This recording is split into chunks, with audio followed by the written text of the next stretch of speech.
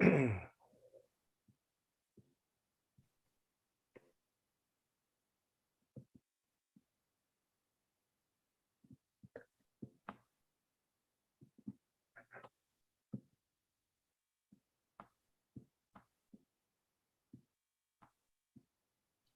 we're out on YouTube and we are recording. Make sure. Yep, we are all set. Okay, I call the April workshop meeting to order. Would you stand for the pledge to the flag? I pledge allegiance to the flag of the United States of America and to the republic for which it stands, one nation, under God, indivisible, with liberty and justice for all.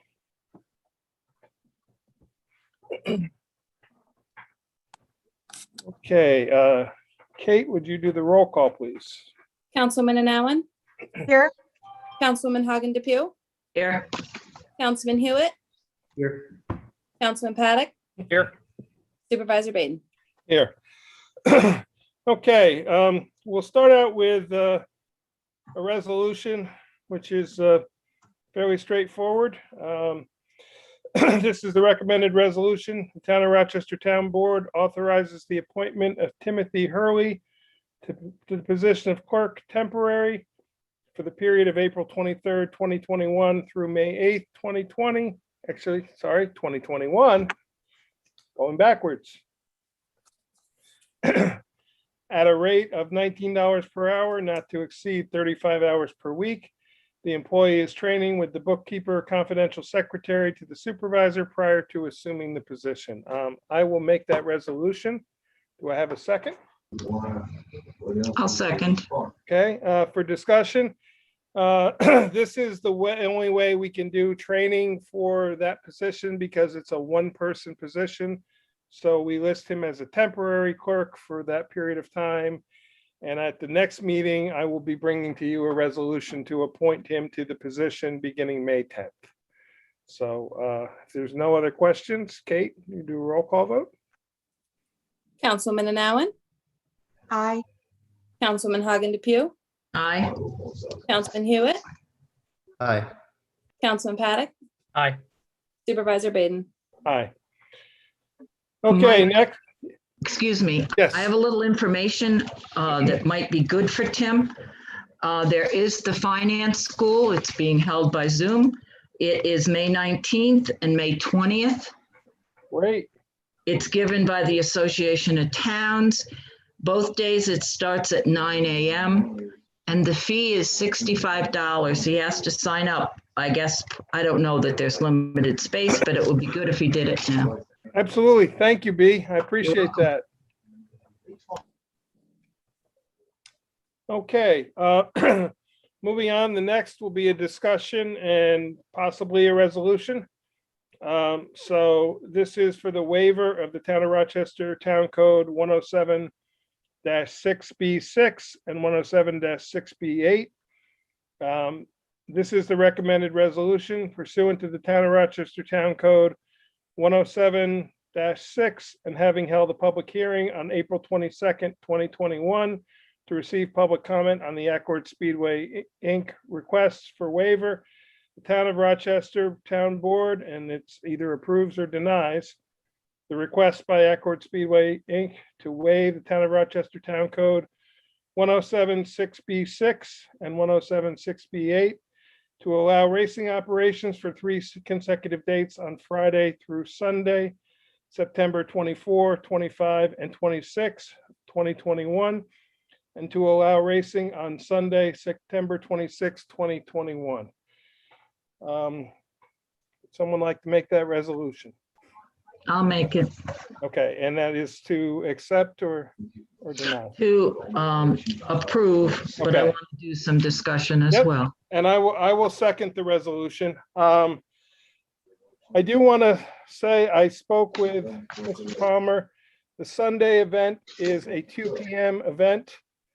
He said the company that is doing these events has said that it will be approximately 2 to 3 hours. So it will be done by 5 p.m. With the event. So for the people thinking that this was Sunday evening racing, that is not the case. It also will, because it's not starting till 2 p.m., people will probably not be arriving to, I think the gates will probably, my guess is would open around 12 or 12:30. So it is an afternoon event on the Sunday. I just want to add that this business is limited to 40 days a year already by the racetrack law of the town of Rochester. In 2020, because of the pandemic, they were not allowed, they ran practices, but they were not allowed to operate with spectators.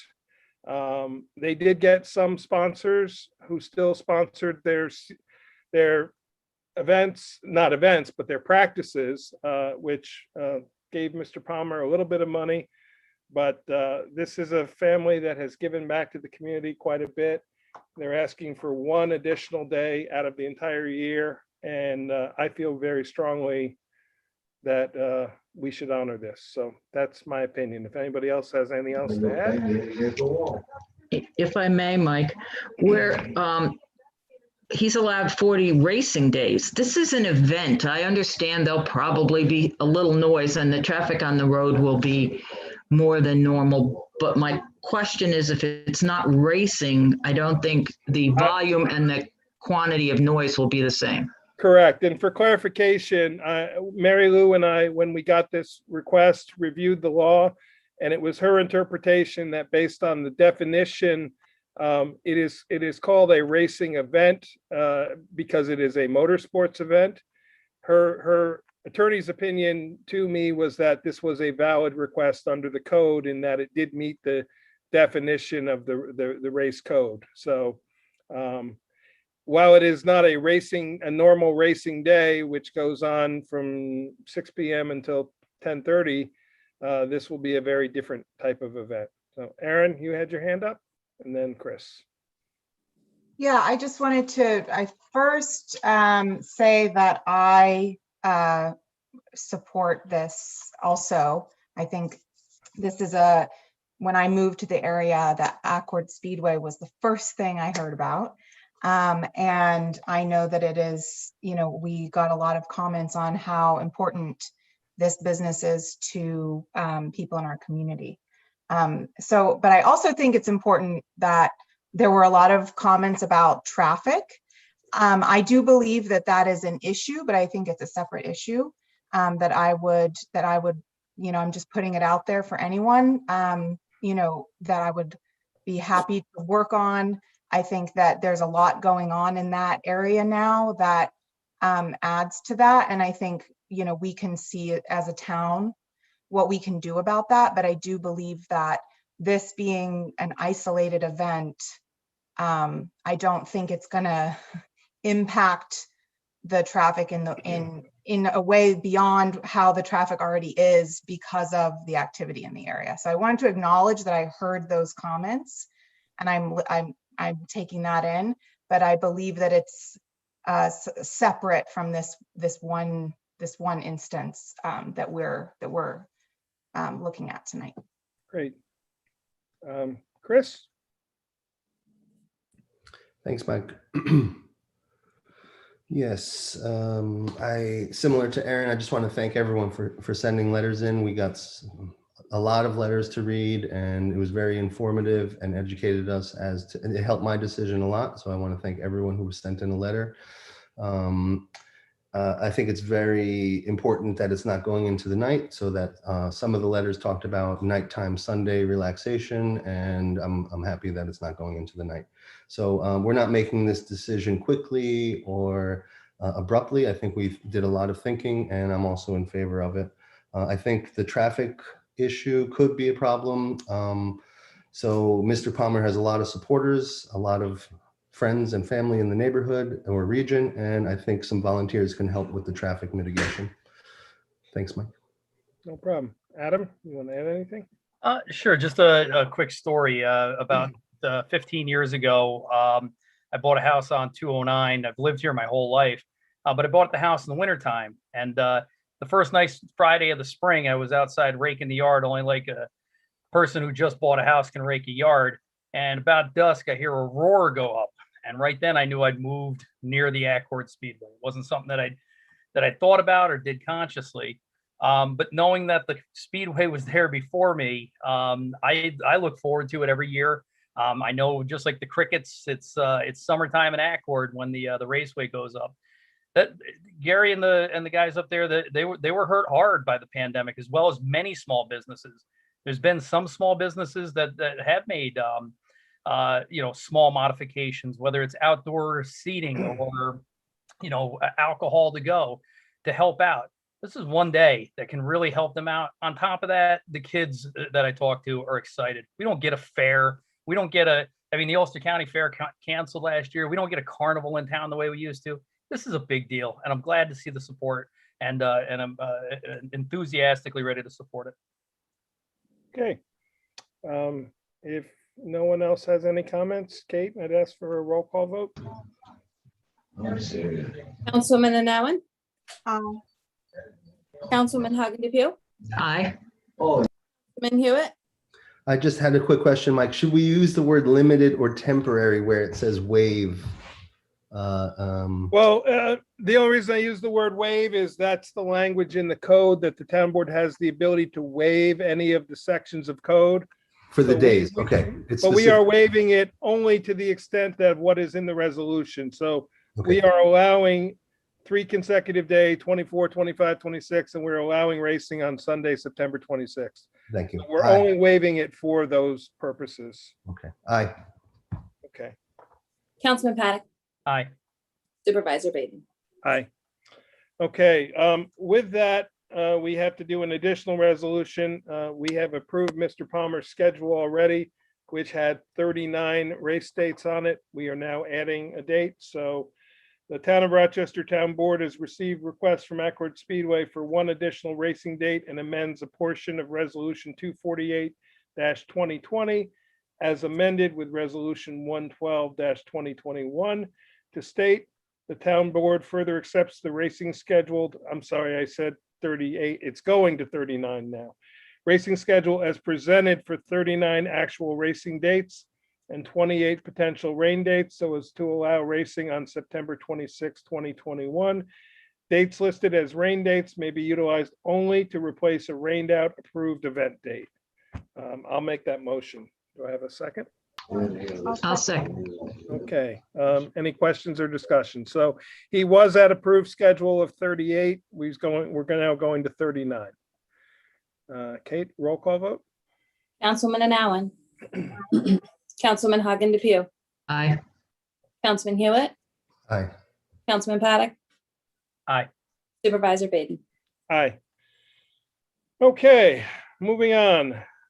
This was the local law 2 of 2021, which is our short-term rental law. I will, and my apologies, I should have been a little better prepared here and had it ready to go on the screen. I just need to bring it up. I want to share with you the changes that I proposed based on our last discussion. And see if it meets your approval. It has been reviewed by Mary Lou before she went on vacation. And she did sign off on the changes on the wording of the changes as far as legality. So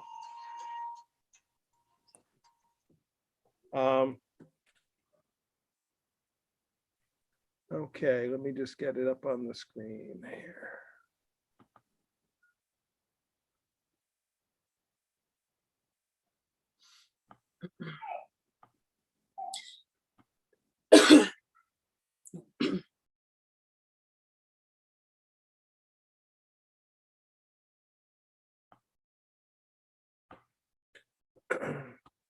Okay, is everybody seeing that? Okay. So the first part, these red changes, these are the changes in red are a combination of the changes from the original document for the first version and the changes for the second. I left it that way so everybody could see it. And what just happened? Okay, there we go.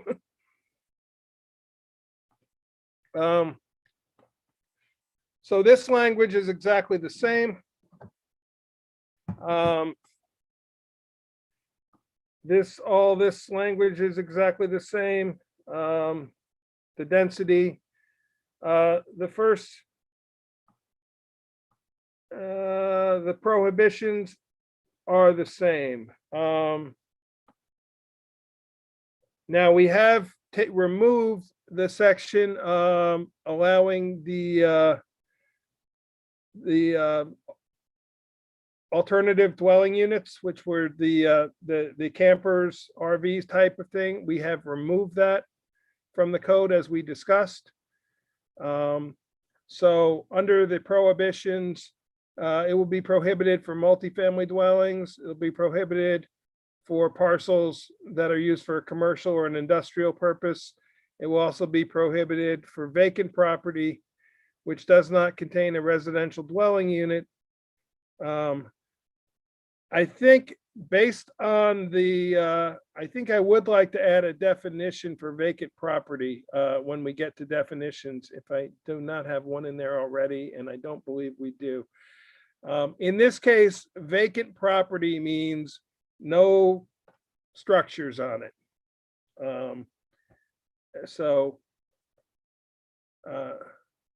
So that would be vacant property which does not contain a residential dwelling unit. So it could have maybe an accessory, a garage or a shed or something, but if it doesn't have a residential dwelling unit, they would have to apply as a campground. Next, moving forward, we have removed the definition of the alternate dwelling unit. We continue, the camping definition is the same camping definition as is used in the rest of the code. The density dwelling unit, all that remains the same. The local manager, all that is the same.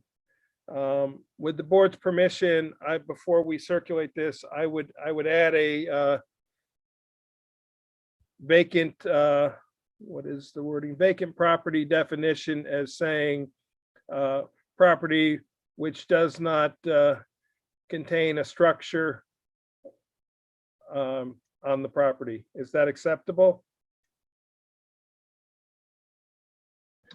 Just a structure or a residential dwelling unit, Well, Mike? what do we want to do? Because it's, I mean, if somebody has built a shed or something, do we want to consider that vacant or not? I don't know. I mean, we could just say vacant land or vacant property for this purpose is property which does not contain a residential dwelling for this section of code. That makes sense. Okay. I will add that in right now then.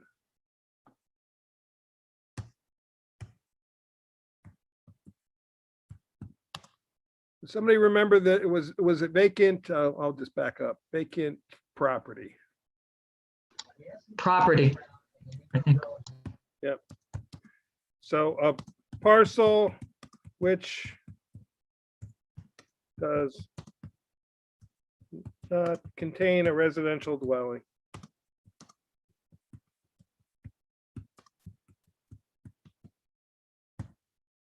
Okay.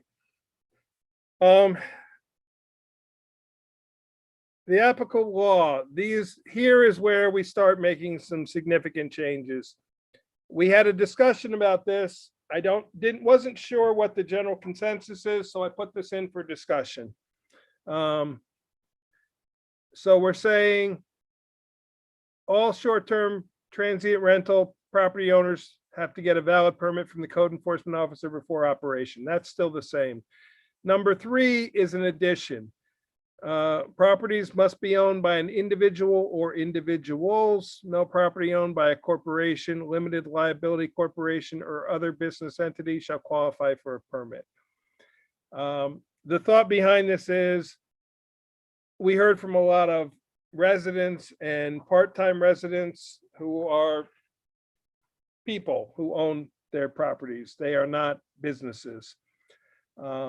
I do understand that maybe for tax purposes, somebody may create an LLC, but My concern is that we are trying to recognize the people's ability to rent out their homes, not necessarily to run a business. So that's why I put that in. Chris, I see you have your hand up, so. I just disagree. That's not so much about taxation. It's about liability. If someone has a slip and fall in a cabin, they could sue the owner and then the owner loses everything. If the owner owns an LLC, it doesn't make them a corporation. Right. Although they own a corporation, they're just protected more. Yeah. I think it's not necessary. I don't know enough about the structure, I will say, when I looked at the existing ones that are on the list from the county, although we can't divulge specific information about where and who, we can say numbers, and there were approximately 10 to 12 on the list that were an LLC, which would be about 10% of the total list. I'm open either way. I put it in for discussion. If we can come up with a different way to word it, I'm happy to do that.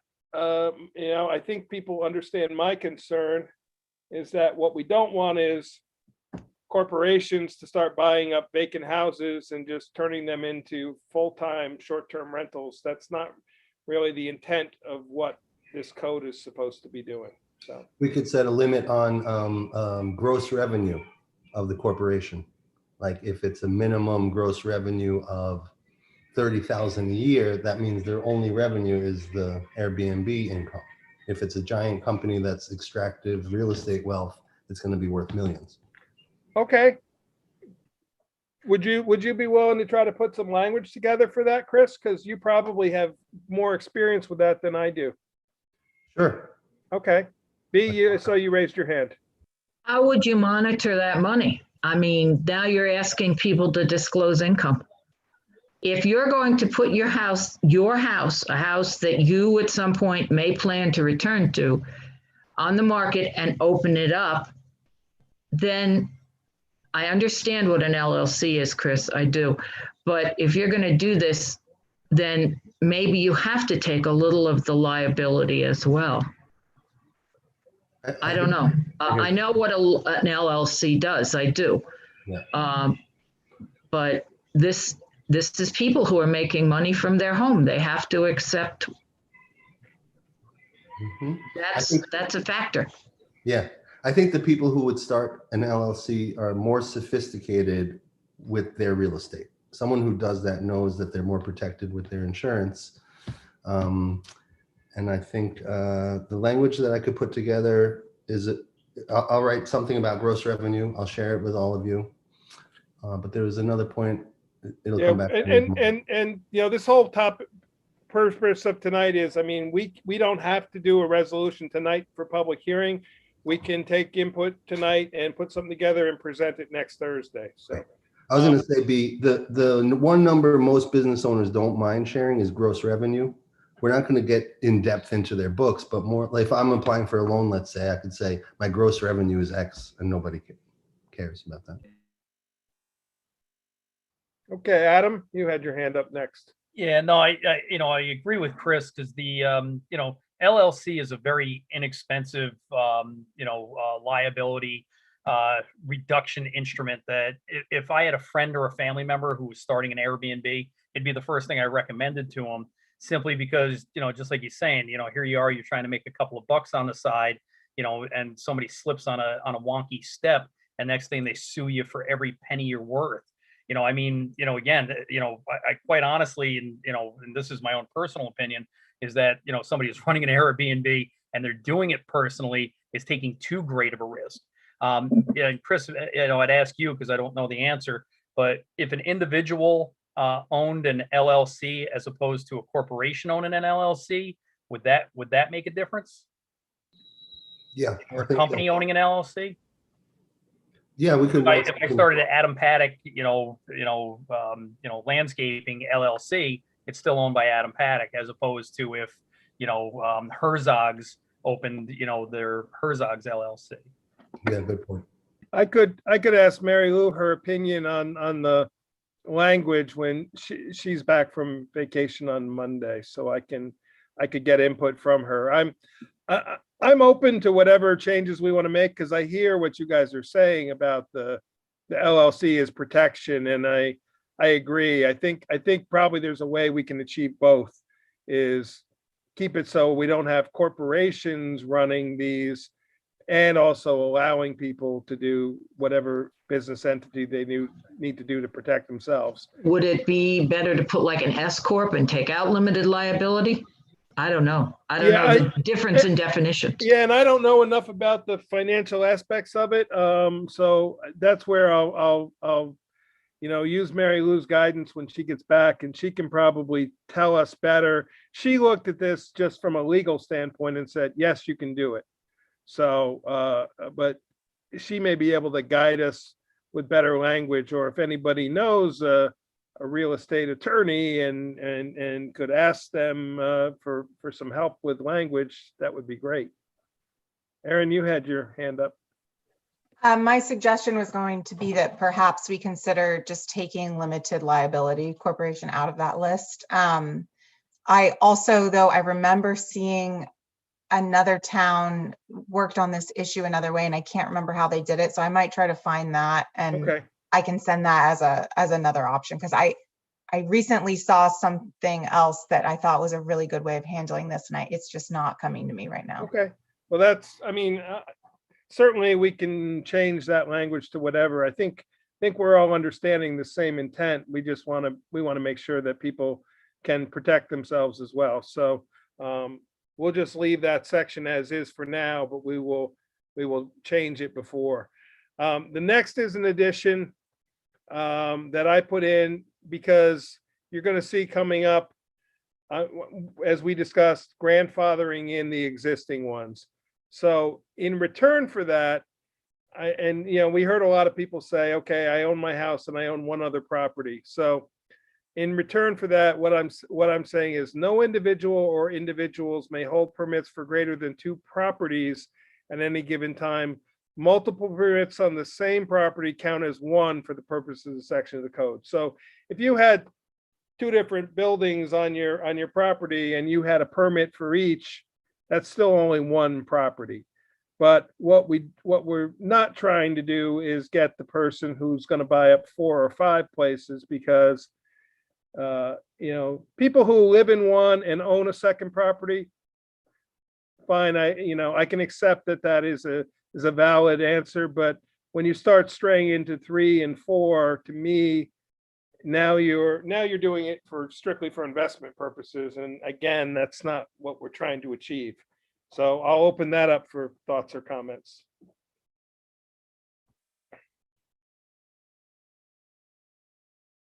Yep, B. You're right. If you could possibly have 2 homes, one that you've maybe set aside, as one person presented, that they're trying to save until their family got older and could take it over, and then they have their own home. I don't know if it's on the same property or down the road a quarter mile. I'm not quite sure, but that would give them that. But by the time you take up 3 or 4, then to me, you're delving into the open property for people to come in and rent. If you're going to do all that, you're taking stuff off the market.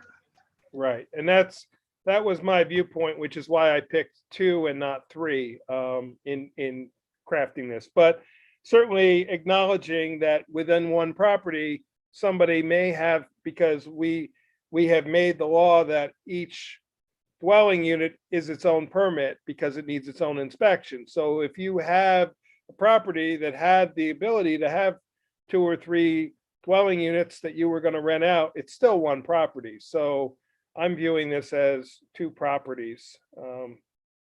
Any other thoughts on it? If not, we can move on. I don't want to beat it to death, but I just wanted to throw it out there because it's a whole new concept. So. Okay, then moving on to section H, which is a new section. So this is the application of law to existing short-term rentals. So any owners who operate an existing short-term transient rental shall have 90 days from the effective date of this law to apply for a permit. That's just to apply for the permit. Doesn't mean you've gotten your inspection, you've received the permit. You just have to file the proper required documents to apply. Once you've applied, you're grandfathered until, you go through your inspection process. So that's number 2. They shall be allowed to continue operation until such time as a permit is issued or denied by the code enforcement office. So if it takes us 3 months to get through the backlog, you're still okay as long as you applied initially in that 90 days. Number 3, to qualify for this grandfathering of existing use, the property owner shall provide an Ulster County Department of Finance certificate of authority dated prior to April 1st, 2021. The certificate of authority is what the county gives you when you register with them for the taxation. The reason I picked the April 1, 2021 is the county does it quarterly. So if you have been registered in the first 3 months of this year, you will have a certificate dated prior to April 1st. The next one would not be until July 1st. I am hoping that by July 1st, we have this adopted, which is why I wanted to backdate it to April 1st. We did hear from an awful lot of people who spoke who said, oh yeah, I have my taxes paid and I have my certificate. So if they have it, they should be able to present it. Any property owner who failed to produce such certificate of authority shall be required to file and be considered a new operating short-term transient rental. So you will not be grandfathered in if you don't have that certificate. And I think it's a good defining point, because if you haven't registered with the county, you are not operating properly and legally at this point. Right. Yeah. Going back to number 3, Yep. my question about April 1st is, it almost seems like we're saying, if you didn't know we were creating the law, you're SOL. So Well, even my if- feeling is if you should have been registered. So if the only reason you're going to register is because we did the law, to sort of paraphrase it the way you said it, that's kind of my intention of why I said April 1st. Mhm.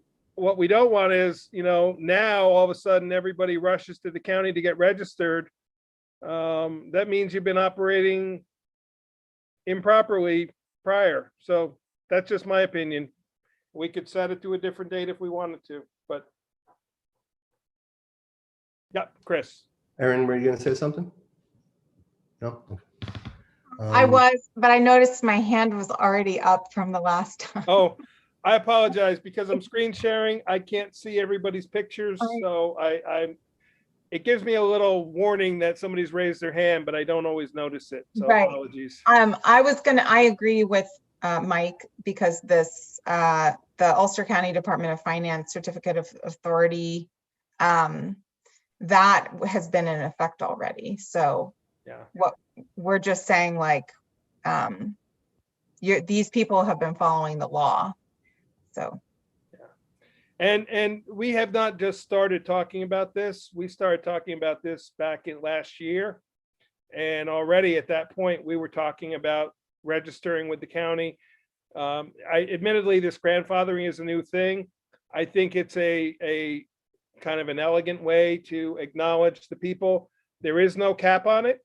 It is however many people can meet the requirements of the permit and show us that they have been registered by April 1st. So the grandfathering will not have a cap on it. And I'm going to get to the cap on new permits in the next section. So if the board wants, I can move on and then we can kind of talk about the two together. So, and this is based off our last conversation. So we determine a cap shall be established on the number of new short-term transient rental permits.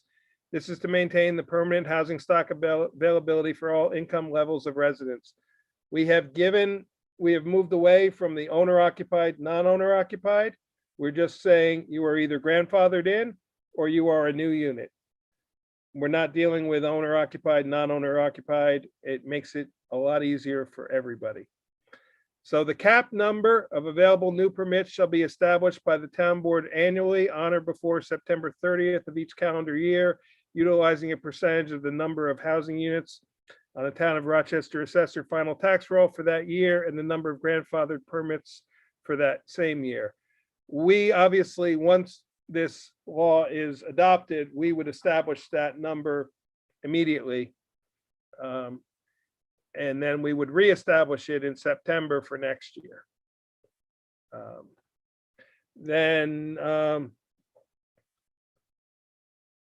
Yeah, so that is basically the permit process. So you're either a grandfathered unit or you're a new unit. And this is the Ulster County Hotel and Motel occupancy tax. All short-term transit rentals shall comply with the Ulster County Hotel and Motel room tax occupancy, and that is local law number 5 of 1991. An operator of a hotel or motel may be responsible for collection of the tax on occupancy of hotel motel room rentals. Included in the definition are short-term and or vacation rentals and properties typically listed on sites like Airbnb, HomeAway, and VRBO. This is language directly from the county department's finance letter that they send out when they identify a short-term transient rental. They send out this letter, and this language is alerting people to the location of the code and how it's addressed. I'm told now, as of 2021, Airbnb is now collecting the tax for people, but those people that it's collecting for will get a certificate of it's not a certificate of occupancy, certificate of authority, excuse me. So they will get that. Then moving on, the fee, that section. Mike, I I'm think sorry, Aaron. Yep. he and I had a comment. Oh, so- I apologize. Okay, I'm just letting you know. Whichever one of you was first. Go ahead, B. The grandfathered permits, do they stay status? Do they stay, if there's 20 the first year, the second year that would stay status? Or how does that proceed? I believe because we're setting the cutoff date of that those would stay status until they cease to operate. That would be my opinion. Okay, Because that's, because if somebody, realistically, I guess, and I hadn't thought about this, somebody could not apply immediately, although we did say you have to apply in 90 days. So right. never mind, it is covered. I was going to say, Okay. maybe somebody decided, oh, I don't want to do it for a year, and then they want to come back the year later, but we've already said that you have 90 days. So, so I guess the answer to your question is yes. Once you're grandfathered in, you continue to be grandfathered in. Now, bear in mind, if you're grandfathered in, you still have to get your permit, you still have to get your inspection, you still have to pass all the criteria of the inspection. It just means that you are allowed to continue operating, and you will not be part of the lottery number that people were concerned about for new ones. So Aaron, you had a comment or question. Yeah, well, that answered my first one because it was sounding a little bit like the grandfathering in is anybody who's been operating like Yeah, any but I year. think the 90 days qualifies that. So you have, once we pass this law, if you're already up and operating, you have 90 days to apply. Once that 90-day window goes away, anything after that is going to come in as a new rental. Right, but what we're saying, the grandfathering in is like this very set amount of people who are only people who've been running Right. a short-term transient rental up until now that has been registered with the county as Right. And it will never increase, and it will only decrease as if people decide to change their mind and don't reapply for a new permit, right. it will continue to go down. It will never go up. Got it. And then I just want to voice this so that we don't need to answer it because I know we've talked about this at length. I'm just a little nervous about setting that cap every year. I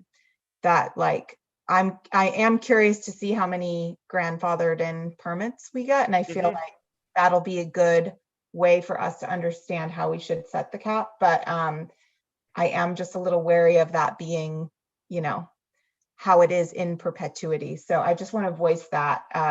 Well, and I could just add to that, by not putting a percentage in there, that gives us the flexibility to look at the number of housing units and look at the number of grandfathered, because we'll know already the number of grandfathered existing from that year.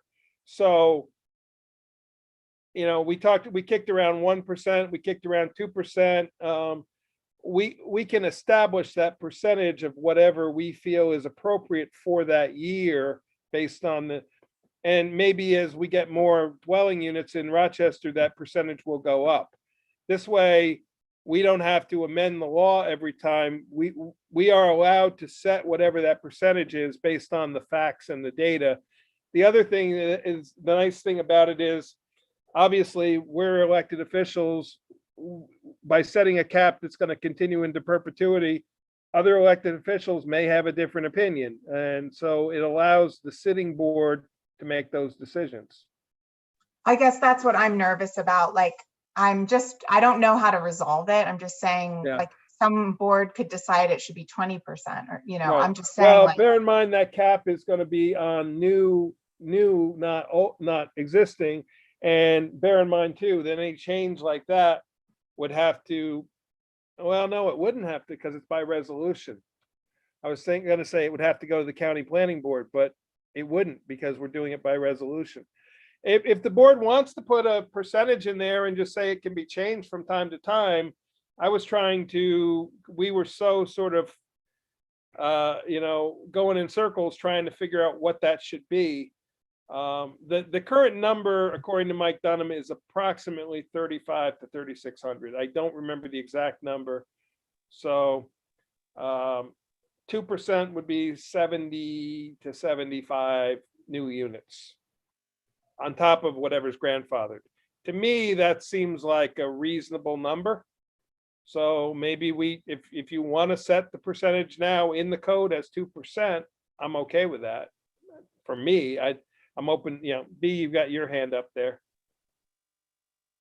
Wouldn't it be better to look at Mike Dunham's number, or whoever the assessor is at that time, look at their number plus the grandfathering and see what it would do to the whole of the town?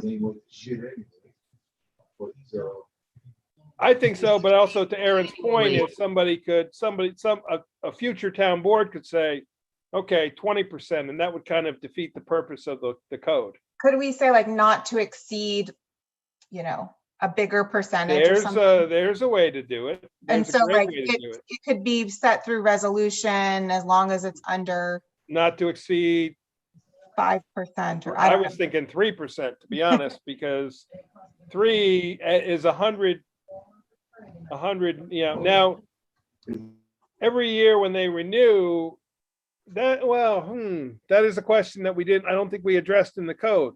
So once somebody is established, when they renew, are they then grandfathered in, or are they still part of that new number? I never thought about that. That's what I was asking you. Yeah.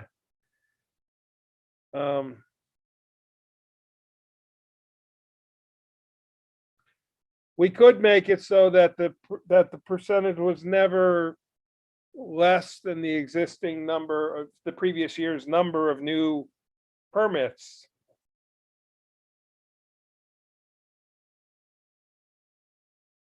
Because certainly the goal is to have stability for somebody. Once they get in the queue, they should be able to know that they're going to be able to continue unless they lose their permit or they choose to lose their permit, one or the other. Well, if you guys want to ponder it till next week, we can, because we're going to fill in the other section next meeting. So does that sound like Yeah, I'd love to think about it more. yeah. But I think it's a good question and a good conversation to have. So the rest remains the same. The initial permit, this is just the requirements of what is in the initial permit.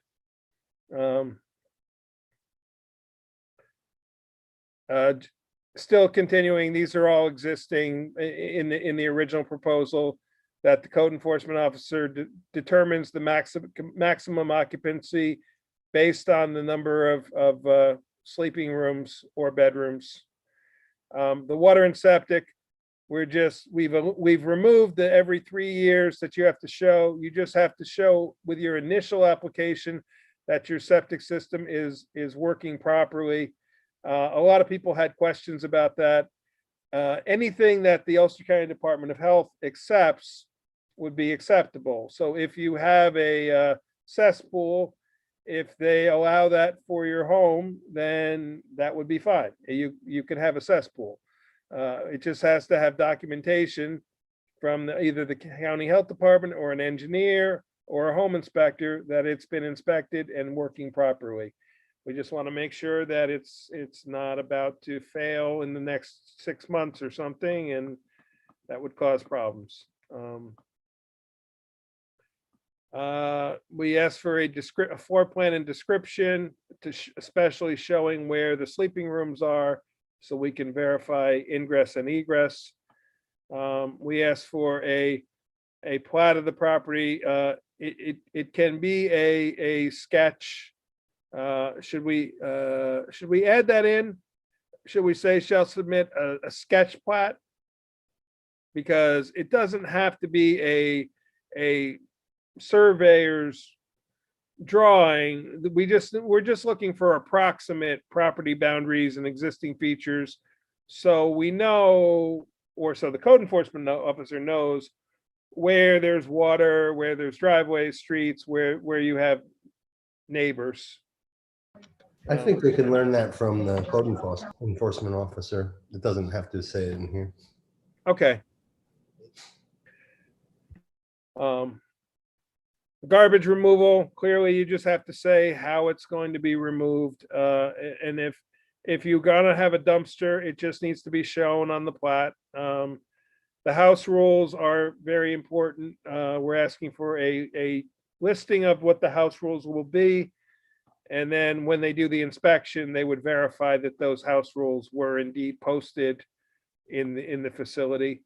Then the inspection process, and then the application review. And so here's the renewal permits. If we were to include something about the grandfathering in, that would be the section of where to include that. And then the general permit regulations, we've removed the exterior permit. It's only on the inside, where your occupants can see that you are indeed registered.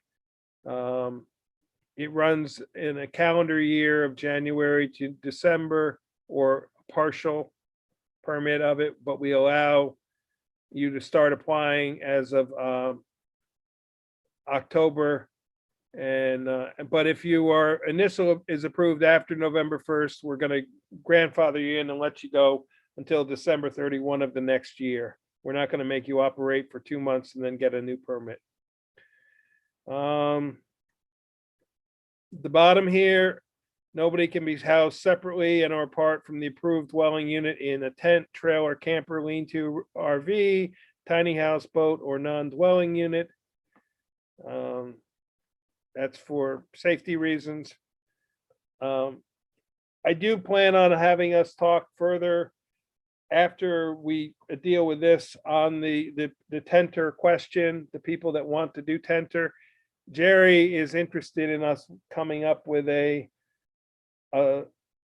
campground light version, if you would, a campground set of campground rules, but not for a campground like the Hudson Valley, not Hudson Valley Resort, the Rondout Valley Resort. Something along the lines of where somebody might want to have a small area where they had, 3 or 4 permanent campsites or something like that. He is open to that idea, but he would like it to be regulated separately from the short-term rental as a separate use. And it gives him a little bit more flexibility and the ability to manage it better. Mary Lou did have me tweak the fire pit section, so it was worded more clearly. So if it's allowed by the property owner, instructions for fires in fireplaces or wood stoves, and if not allowed, there should be a statement saying such. And the same for the outdoor fires. If the property owner allows you to do outside, we were using the word bonfires.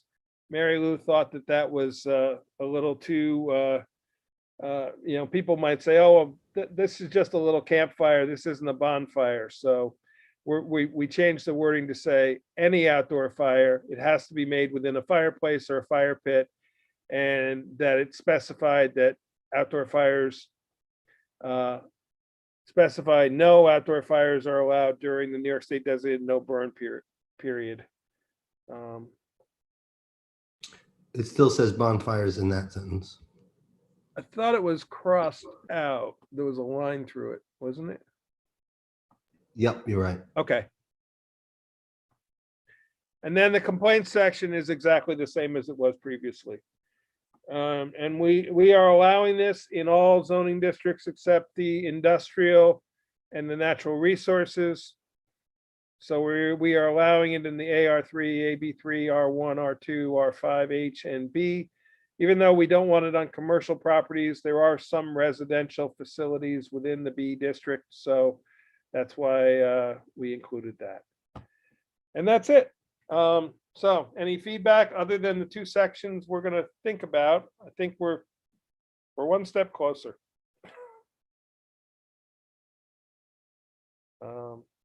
If not, I'll stop the share and we'll skip the resolution for now because we're going to make those changes. So we can't set it for public hearing until we have a finalized version. So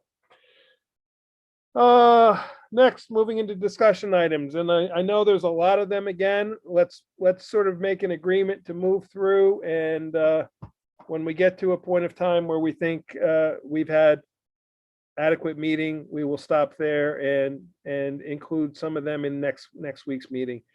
There's a lot of stuff to bring up.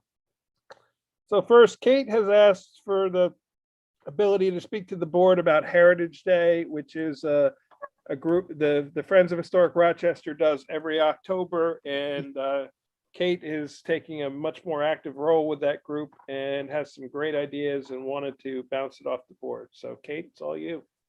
All right, thank you. I'm going to say a lot of stuff really fast. And if anybody wants to talk with me further, I am all ears. So I'm on the board of directors of Friends Historic Rochester, and this year Ashley Sweeney and I are spearheading the Heritage Day event, and we want to make it big. We feel like a lot of people have missed out on so much in the last year, and there's a disconnect going on in town where people seem to be very uninformed about things going on, and there's so many new people in town that don't even know what we have to offer. So we really want to combine a fun day filled with activities, education, promoting organizations that we have, promoting local businesses that we have. And we've been meeting with various organizations to get started. So some of the things that we are working on are, we've met with members of Accord Fire Company, and they are going to put on a cornhole tournament. Let me go back 1 second and tell you where we plan on doing this. I skipped over that part. Our plan is to close down Main Street from Scenic Road to Granite Road. And in order to do that, we do have to submit a letter request to Department of Transportation, which I am working on behalf of Friends. And I really would like the town board to support that idea as well, that I can put that in the letter, that with the support of the town board, this is what we're asking for. So we would like to shut down Main Street. Obviously, one lane would be open for emergency vehicle in case that was to happen. And we would have the museum open, and everything would go from Main Street, behind the museum, across the municipal lot to the fire company, to the rec department, and loop right back around. And I'll explain how our plan is to do that. Accord Fire Company is going to hold a cornhole tournament. And they are going to also have various trucks set up for kids to explore, kids being allowed to try on uniforms, talk to firefighters, see if people want to get involved with the fire company, see what they're really about, what it's like being a first responder. They're also going to sell hot dogs. Rochester 2 is going to come off the mountain, come down there. They're going to be in charge of putting together an antique car show, sell sausage and peppers. I'm reaching out to the Army Corps of Engineers to see if we can either get a tank or a truck there that day. and honor some of our first responders, and that will all be held closer to the fire company end of things. The rec department is going to do a hayride, face painting. They're going to still hold the Jenny Bell Pie Festival. And as she's getting creative in different ideas of other activities for that day, I thought it'd be a great opportunity for people to learn that we have an environmental conservation commission, and behind the rec center, maybe if Chris wants to make pizza that day and have different activities set up is what our ECC is about, what they do. I've had some ideas of maybe they wanted to do a game about recycling with kids, or if they want to do a presentation, something promoting what the ECC is about. I'm all ears. I would like to meet with them one night to discuss some of the ideas I have. So then people learn that we have an environmental commission. And the HPC, I want them to also, if they're willing to participate, have a booth, and they can have different activities that they've been working on. They can promote the Ash Tree Festival that they would have now had a few months prior, and then they can promote. I know they plan on doing something on the rail trail in the fall with the canal. I don't know if it would coincide with that day, if that would work for them.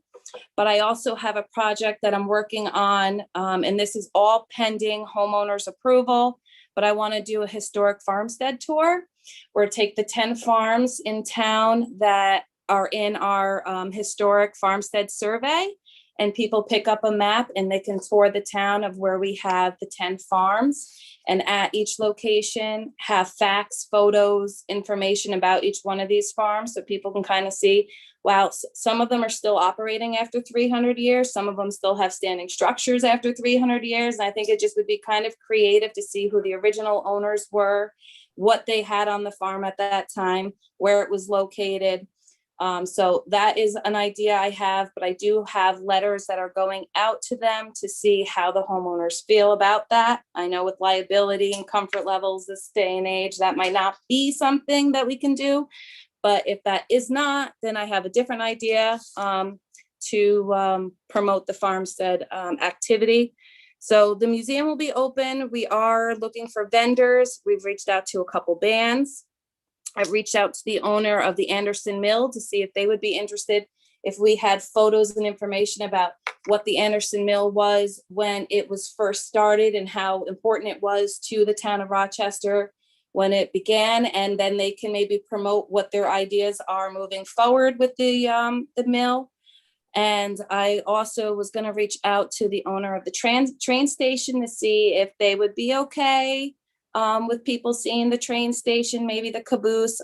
I don't know, but I'm just going to put it out there for them because I thought it'd be great because it's all right in that strip. I have an idea of doing a regatta down the Rondout where people would enter in from Kerhonkson, and people can watch on the bridge from Main Street. People can watch from their homes along the water. People can drive down 209 and see them. I know obviously that's going to be pending water, and I just think it would be a neat idea to see what different people have decorating their boats. And with that, we want to end the evening dedicating it to Alice Schoonmaker and Rich Ryder, who were both really important in the town of Rochester with preserving the history of the town. They were very dedicated to the town for many years. So we want to end the evening doing a candlelight vigil in their memory. And I also had an idea of, I know the town, we mentioned at one time, maybe doing a pickleball tournament. And if we have a tournament going on that day over at the park and different activities in the park as well, it might bring people to Main Street. And we're really getting enthusiastic and trying to do a fireworks show at the end of the night. So all of this is going to be pending sponsors. I'm also looking for volunteers to be on a committee. I really would like to get between 20 and 25 people that can help spearhead a lot of this. So we're not depending on 2 people that whole day to try to figure everything out. So I'm looking for volunteers, ideas, and whatever you got for me. Go ahead, Erin.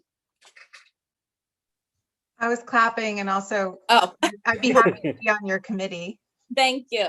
I think it sounds great, Kate. Actually, a few years ago, I was involved for a few months with a group that was trying to revitalize the Heritage Day. So I think this sounds really great. And I think I love the idea. I know originally they used to close down Main Street, just like you're talking about. So Mhm.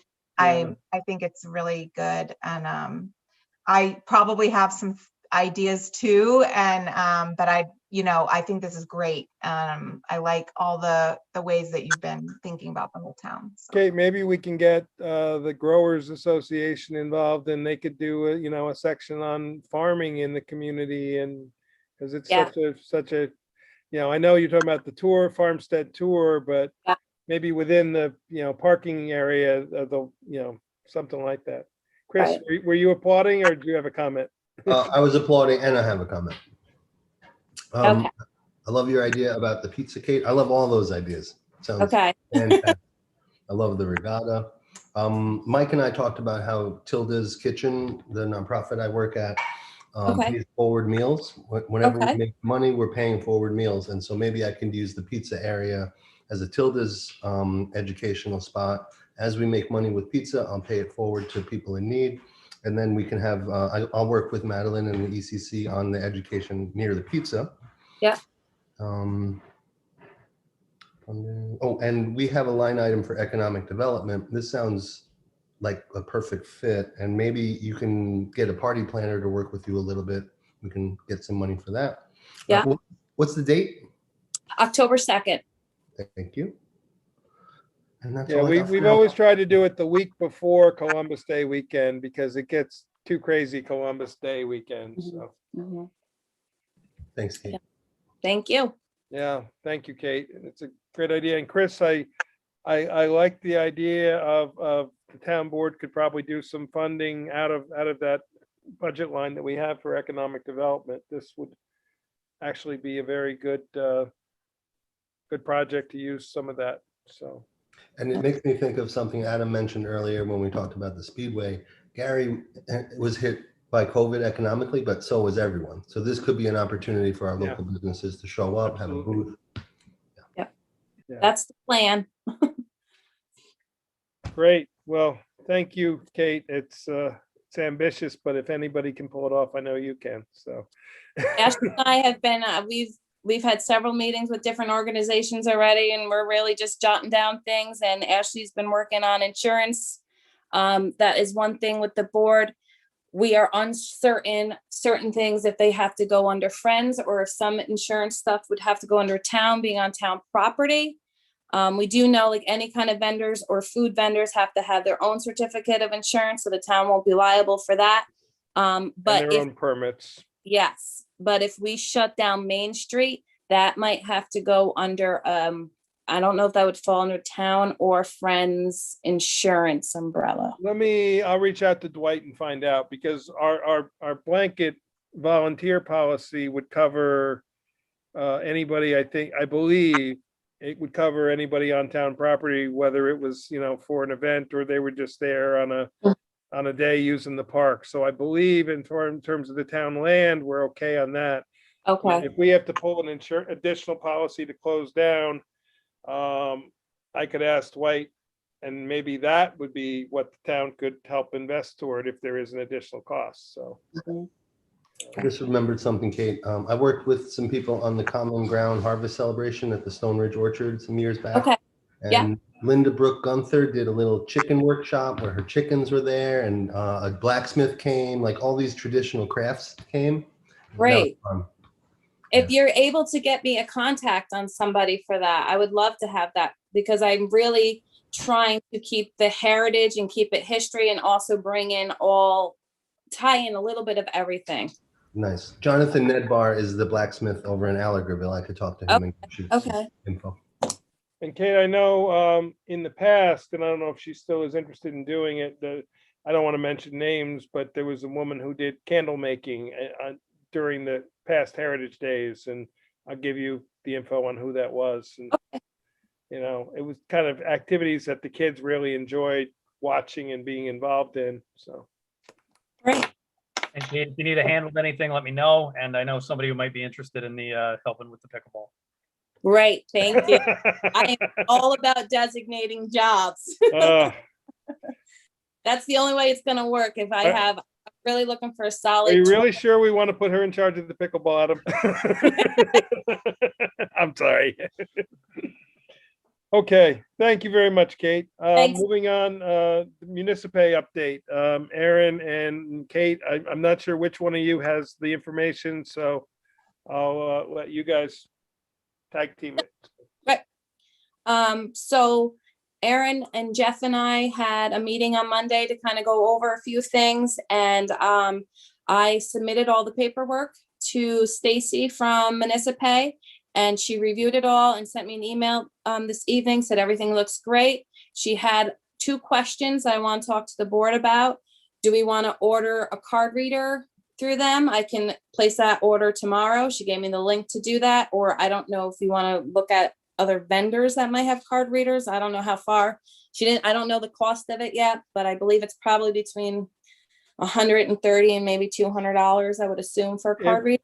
If the board is okay with it, that is within our procurement policy that I could just okay it. We do have the budget for it. So if Okay. in that range of cost, is the board okay? We don't even need a resolution because it's already budgeted for. Okay, So just if nobody has any dissension to that idea, I'll just, once we find out the price, Kate and I'll get it ordered. okay, I'll do that in the morning. And Yeah. the other thing is, she wants to know how we want to list the items. Do we want to have everything listed price wise, or do we want to just do tickets, punch cards, C&D, or miscellaneous, or do we want to actually list refrigerators? Yeah, we want to do all the We items. do want to Okay. list the items because Okay. we need to track that now better for Okay. our end of year recycling report. Mhm, mhm. And that's the information that's really gotten lost.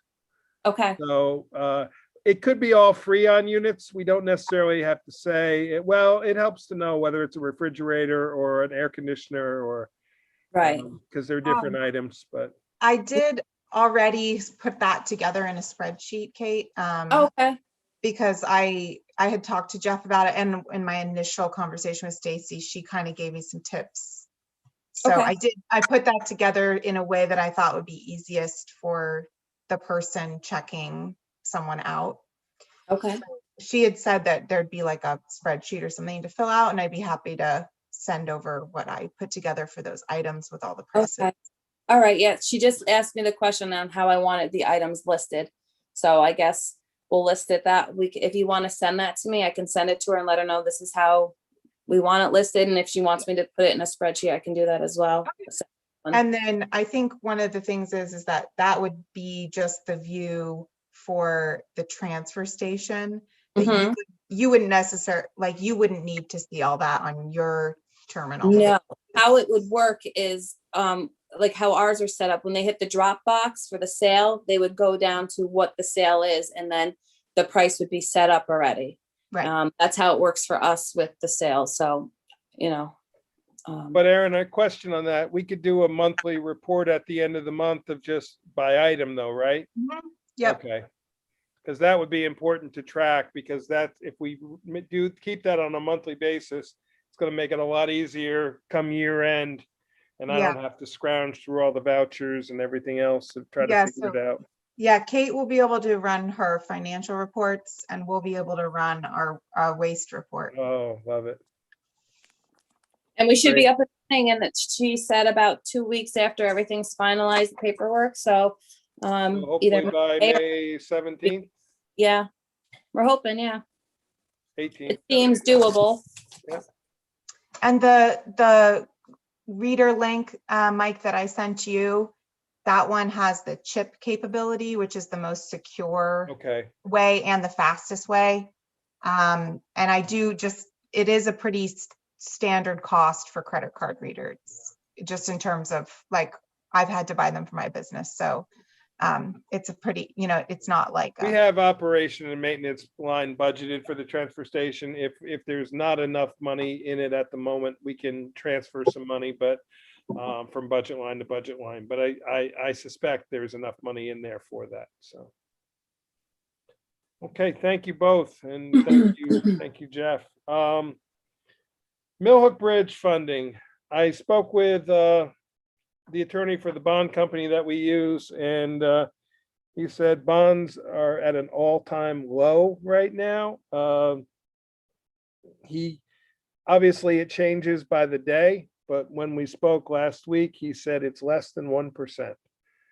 And there is approximately a $500 charge by the bonding company to create the bond for us. So we're talking about $150,000 for the bridge. It was $135 for the bridge, and we were budgeting $15,000 for the engineering costs. If we were to bond that, we could pay it off in as long as 5 years if we wanted to, which would be $30,000 a year plus interest. Clearly, I think we could probably pay it off quicker than that. But essentially what we would do is we would get the bond, we'd get the money. Even if we got the bill first, we have the money to pay it right now, and then we would just replace the budget money with the bond, because it will take a little time to go through. In the highway fund balance, there is not a lot of spendable money available. There is only about 40,000 because we have budgeted 140 to roll over from last year's budget to this year's budget. So that has to be set aside and can't be spent. In general fund, however, we have well over $500,000 in fund balance. We could do several things. We could pay for it outright. We could transfer the money from the general fund budget to the highway fund budget, pay for it outright, and be done with it. We could pay a portion of it now out of it and bond the rest. We could take out the bond for the full 150 and decide as the year goes on, if we suddenly get some extra money somewhere that we didn't expect, we could always pay off some of it early. And so, I mean, I think it's a kind of a no-brainer right now, because the $150,000 of bonded money, 1% is what's that, $1,500 a year in interest. It's not very much money, and $500 for the bond. So we're talking $2,000 a year. And then we can decide if we want to pay it off in a year, or pay it off in 2 years, or pay it off in 3. But so that's my opinion. If the board wants me to move forward with securing a bond, we probably should do a resolution. You're not doing a resolution on the bond. You're just authorizing me to begin securing it. But I just wanted to hear people's thoughts. So B, your hands up. Thanks. You said you have rollover money of 140,000 in the, So in the highway budget, yeah, we rolled over 140, which is the amount that the amount that pays the existing ban on the trucks. We have always pulled that out of fund balance and rolled it over to the next year, so we're not taxing the taxpayers. We're paying the ban with fund balance money from the previous year. But once you earmark that and the other monies that are required to be earmarked, that only leaves about 40 to 50,000 of spendable fund balance in the highway budget, or in the highway fund. The general fund is much better. The general fund has approximately 500,000 in spendable money that we could spend. It is not earmarked for anything. However, go ahead. if we were to roll over that 150 to the highway, we would be spending what 150 is, what percent of 500? It's about 30%. Yeah, it is about 30. 30%. It's exactly 30%. Yeah, it is. I was going to say to you, why don't, I mean, I know it's great. You got all this in your head, and that's a wonderful thing, but we never do encumbrances, which would automatically set this money aside. And then, you know, you wouldn't have to constantly remember, okay, I've got 200,000, but 140 has to stay here. Well, that's, you know what I mean? The only reason I know that is I looked at last year's AUD before this meeting, and that's the only reason it's even in my head. Well, I know. And sort of full disclosure, I thought we had more money available in the highway fund balance until I actually looked, and was a little surprised that in spendable format. In non-spendable format, we have about 200 and some thousand, but 140 of it is earmarked for that. And you have to set aside a certain amount for vacation, unused vacation days, pension. If somebody were to suddenly say, I'm leaving and then you got to pay me out this much money, you have to have it set aside. So I thought we had more available than we do, because initially my thought was pay half and bond the other half. But at those bond rates, Tom Nash kind of broke into laughter when I said, "What's the rates?" He goes, "I've never seen them so low. They're under 1%." And he says they're not going up. They're not going to change in the near future. Well, that was my point. Then you're not carrying around the percent that you have to pay people off if they leave. If we knew it was encumbered, we'd know what it was for. And the 140, we'd know what it's for. Right. Well, that is shown in the AUD. It's outlined very, and I was hoping to have the AUD to present to you tonight. We will be filing it late. There is no penalty. Jason was telling me that some of the towns they work for have not filed one in 4 years. So I'm hoping by next Thursday, I will have something to present to you to vote on. But they do have a time frame that they're Yes. supposed to follow. Yes, it is supposed to be due by tomorrow, but we will not be filing it by tomorrow. He is still compiling the data. We're okay. We asked for an extension. Well, the extension Correct. ends tomorrow. Oh, the extension The ends extension, tomorrow. yeah, it's due March 31st, and you're allowed a 30-day extension. Walworthing may have been different because of different size town. It may have been. I thought they had 90. So you're good for 90 days, which is the March 31st, and then you can ask for a 30-day extension. Okay, you may be right. Yeah. Some of the smaller towns are actually due in February, but those you can ask for a 60-day extension. So go figure. It's April. I don't know why they just don't say it's due April. But anyway, what's the board's feeling? I'm leaning toward bonding the whole thing. We can decide down the road where we stand financially by the fall. If we want to pay off a portion of it, we can at any time pay off a portion of it. If we want to carry it, and if we don't pay off any this year, we will just make our first payment next year when the bond comes due, which would be a year from whenever we take it out. So a year from now, we will make a payment of whatever amount we wanted to, whether it be all of it, half of it, third of it. With the interest, of course. And that's through ORIC all the time, Mike? That is who we have always used, is ORIC, and they are very good and very fair, and also very quick at getting them done.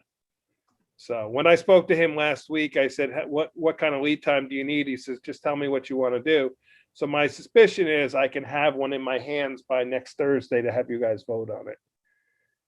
I just wanted a little guidance on what you thought. And I have spoken to Jeff, and his opinion is bonded as well, just so you know. I didn't want to have him come in just for this meeting, or just for this one section.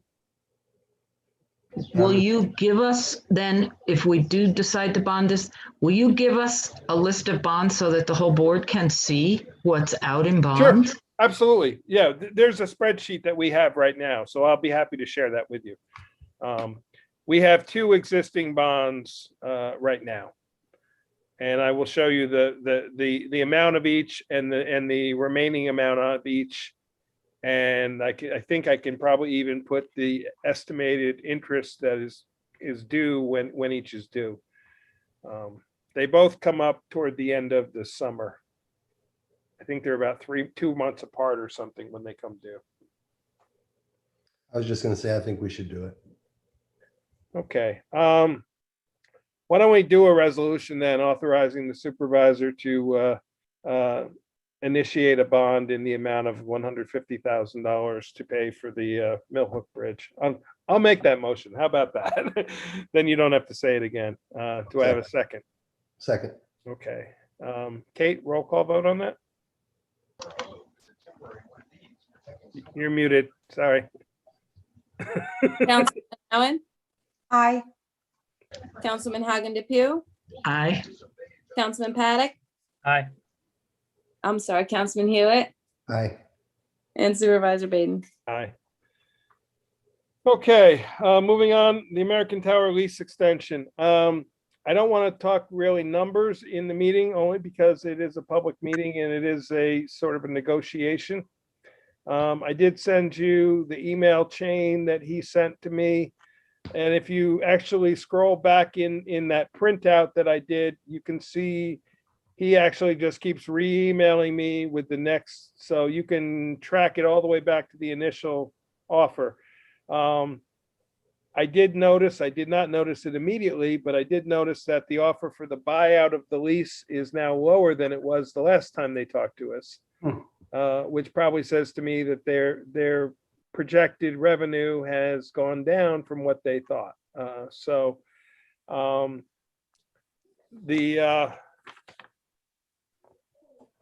Let me pull it up here. I'm not going to put it up on the screen, but I will let's pull up my copy of it.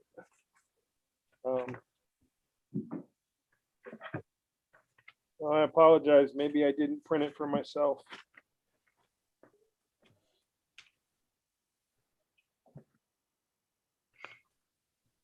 Apparently I did not. I'm sorry.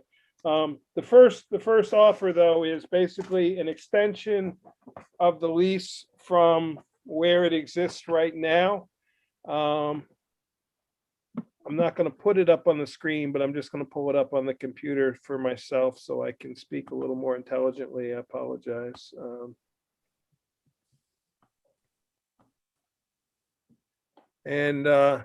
That was for another additional, I don't know if anybody has it handy. I believe that was for an additional 40 years. I think it was 8 5-year periods.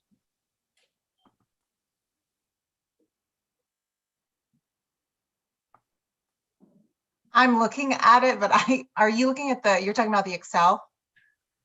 No, not the Excel. There was an email that I printed, and that's where the offer is. The Excel was something that Councilman Drabkin and I put together based off the last offer, and the previous board had talked through it and talked about where the break-even point would be, and where I do note that come September, our percentage, I believe it was September, our percentage goes up, the percentage of what we get per month, because it is one of the trigger points in our contract, and I think it was September. Mike, it says lease extension, extend the current length of the lease by adding 8 more 5-year renewal terms. Okay. For a total of 40 more. So a years. total of 40 more years. And Aaron, since you have the spreadsheet handy, what year does the current lease run out? Do you, it was 2030 something, I believe. Hold on. Oh, I'm not muted. Sorry. Yeah, it's 2037. So that would take the lease from 2037 to 2077. They're offering that amount of money times 2, because they're offering it for each site separately.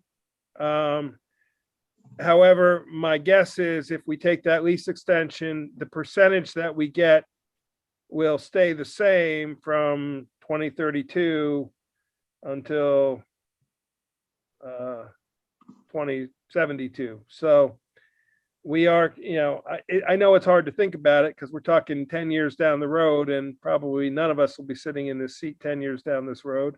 And we also very likely may not even be using cell phones by then. Who knows? But I don't know. I just figured I would throw it out there. He has been very diligent about emailing me back on a fairly regular basis saying any questions, any news. So I figured I would just put it out to you. We can do what we did last time, which was say thank you and choose to do nothing. So last time they were trying to give us an outright payment and. Well, they are offering that as well, Uh-huh. as a second option. If you look at that email, there were two options. There was one as an extension of the lease with just a essentially a balloon payment for us to say, yes, we'll extend the lease. And we would get that sum of money in just a flat payment. If the other one is, we would still own the land, but they would buy out our lease, so they would pay us that amount of money, but then we would stop getting revenue for the antennas on the tower. So, Right, and we didn't like that back then. well, to me, it's less lucrative because, you know, if we thought it was going to end in 10 or 15 years, then yeah, by all means. But if you take that flat amount of money and project it out like Brian and I did last time, it's there's a lot more money to be made keeping it coming in on a monthly basis. Yeah.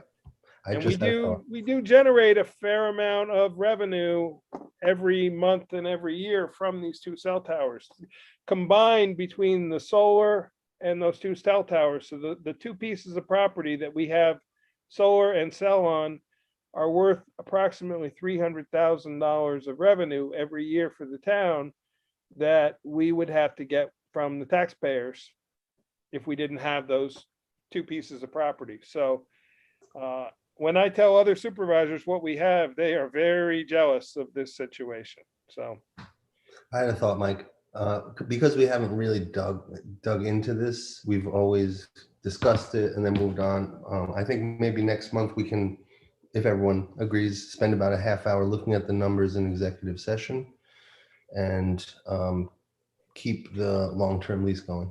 yeah, I'll have to double check with Mary Lou if we can do it in executive session. I suspect we can because it involves discussion of a contract, but I will confirm with her that we can. That's why I'm reluctant to mention numbers in public meeting. Not that there's definitely anybody else listening, but we have received other offers. This offer is from the people who actually own the tower. But we have received individual offers to sell out our lease agreement to other companies as well. But they have not been near as lucrative as this one is. Adam, you had your hand up. Just wondering, Mike, is there any reason why we wouldn't bring in the cell tower company to explain why they're doing this? Again, I've asked them that. They're not going to tell us. We asked them that last time too, and they're not going to tell us what the future brings. I mean, they're leveraging this against what they're. I think we have to face facts that they're offering this because they want to make more money. They're not offering us this just because we're nice guys. So no, and believe me, I knew, you know, we have a commodity that they want. Again, I'm just not getting a sense out of the emails.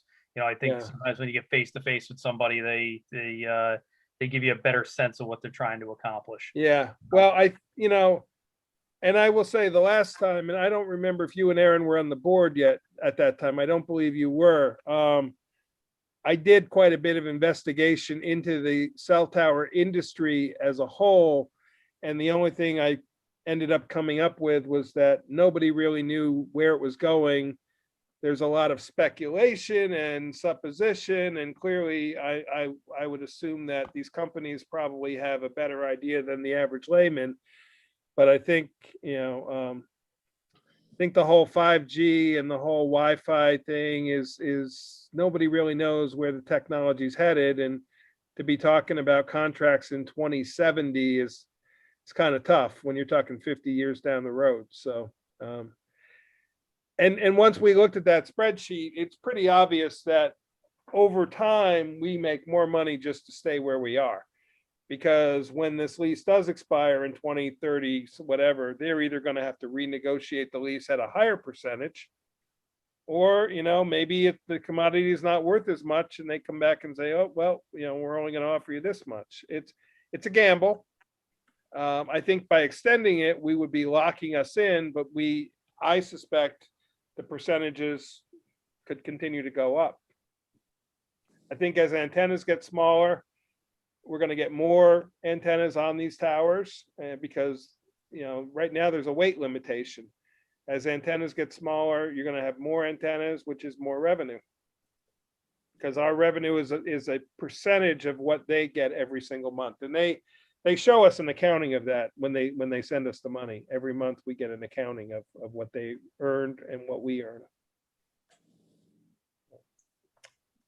Okay, so I guess think it over.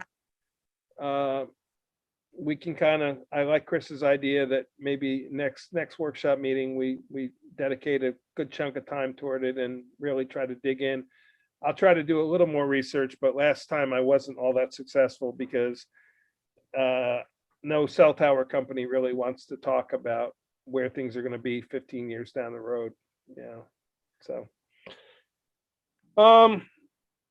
item E, the code enforcement request for additional staff. We are going to table that for tonight. I have a little more information that I could give you. It should be told in executive session. I will tell you, I spoke with Mike Richardson. I don't know, some of you may know what I'm speaking of, others may not. I did speak to Mike Richardson today. His advice was that we not discuss it in depth without Mary Lou present. So I'm going to propose that we do that next week when she will be here.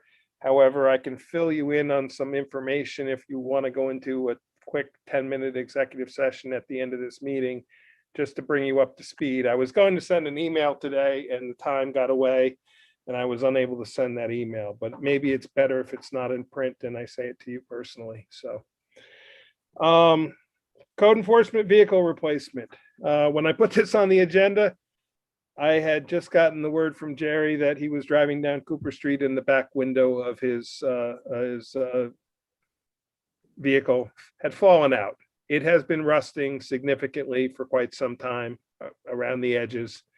It was bought at auction quite a while ago at a government surplus auction. It was gotten quite cheaply. We certainly got our money's worth out of it. Looked around on Auctions Internet, I ended up on Auctions International on Friday. Saw a fire district 2009. Sent you guys the link to it so you could see it. Very clean, 78,000 miles, no rust on it at all. There's a little ding in the hood that certainly can, with a little touch-up paint, will be fine. There's a slice in the rear seat, minimal use damage. Very clean, very shiny, very well maintained, serviced every 3,000 miles. Monday morning, Jeff Fry and I drove down. It was at a fire district down near the Tappan Zee Bridge.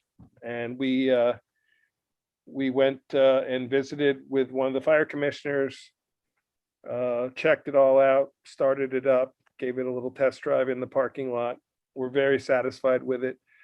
The auction ended on Monday afternoon. So when we got back, the bidding was still fairly low at that point. I did a couple test bids just to make sure that I was able to bid on it properly, that it was working. And we were leading for a while, and then the bidding ended at 7:25, and at 7:10 I logged in and we had been knocked out by another fire district. Anyway, long story short, this auction site has the last minute type of bidding, that if more people bid in the last minute, they extend the auction by a minute. You make a bid and you also say your highest possible bid. I looked at the numbers and I decided I made I should go to Vegas. I said, they're gonna bid 16,000 and I went 16,1 and we won. So we have the vehicle at 16,1. There is a 14% auction fee added to that. They say they will remove 4% of that if we pay in a certified check. Karen and I are trying to get the bank's information about how to do certified checks. Used to be very easy. They just stamped the check. It doesn't work that way anymore. B, maybe you can help on that. We need certified funds. They will not take just a check from us. They will take cash, obviously. They will take credit card. But if we do credit card, then they add the service charges on it. I was going to say, the bank, if it's Sterling, call them and see Well, what's that's what I was gonna do. required. And Yeah.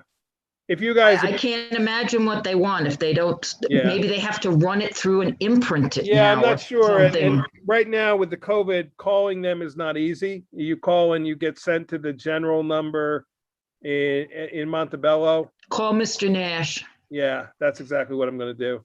Or I thought I would just get in my car and drive down there tomorrow and bring, because you guys have approved the check for the 14%. If we find we can pay the 10%, then we'll just, obviously the voucher will be reduced. We'll get a credit back on the voucher. So Yeah, they want it made exact. I know that. They have Yeah. to be exact. Yeah. The check has So- to be, so if I find from the bank, I can do it with the 10%, then we will. So, and then once that's done, we can get the vehicle within the next 5 to 10 days. And so Jerry should have that vehicle in his possession sometime by the end of next week. It is pretty, but it is fire engine red. He will be seen coming and going. So and that money was budgeted. We had, otherwise I would not have done the auction without board permission. We had budgeted at the beginning of the year, 30,000 for a vehicle on the general fund line. At auction, under our procurement policy, we're allowed to bid up to 20,000, not to exceed 20,000, as long as the funds were budgeted for. So that's why we did what we did. But I think this vehicle will last us a considerable amount of time.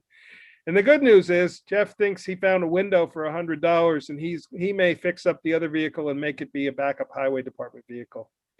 Sometimes if he has to transport more guys to a job site than just 2, with the pickup trucks, then they have to take 2 pickup trucks. But with this, they could put 4 people in a vehicle and drive them to a job site and not get vehicles tied up on job sites. So for a little local travel like that, he thinks he found one for $100 in the junkyard. I said, if you can get a window for $100 and fix it, go right ahead.